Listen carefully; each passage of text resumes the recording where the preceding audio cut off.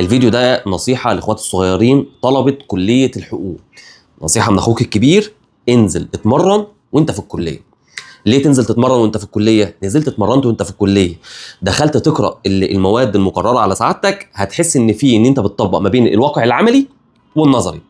هتبقى بتقرأ بفهم، مش مجرد نصوص انت بتقرأها وتنزل الامتحان تكتبها وتطلع من الامتحان ناسي كل حاجة، وتيجي في الاخر بعد ما تخلص الكلية تيجي تبدأ في مجال المحاماة هتلاقي نفسك ناسي كل المعلومات اللي انت كنت ذاكرتها. والله هتفرق معاكم سنين بعد ما تتخرج من الكلية واشتغلت في مجال المحاماة، هتفرق معاك سنين ضوئية بينك وبين اللي خلص الكليه بتاعته وبدا من الصفر. واقرب مثال على هذا الامر هستاذنك كده يا استاذ كريم، الاستاذ كريم، انا اصوره لكم اهو. استاذ كريم احد الشباب اللي عندنا في الفرقه الثالثه في كليه حقوق. استاذ كريم ما شاء الله عليه، ما شاء الله عليه، مجتهد باحث وقارئ.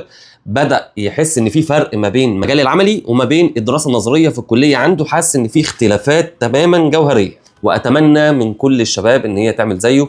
وانا برضو كان نفس القصه، بدايتي كانت في الاول خالص ان انا نزلت وانا في الكليه من سنه تانية كليه، نزلت اشتغلت واتمرنت، فكنت بقرا المواد وبقرا المقرر اللي عليا وانا فاهم في العمل بيحصل ايه.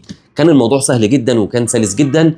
واتمنى ان كل الطلبه تسمع الفيديو ده، ولو عندك اي حد طالب في كليه الحقوق ابعت له الفيديو ده. شكرا.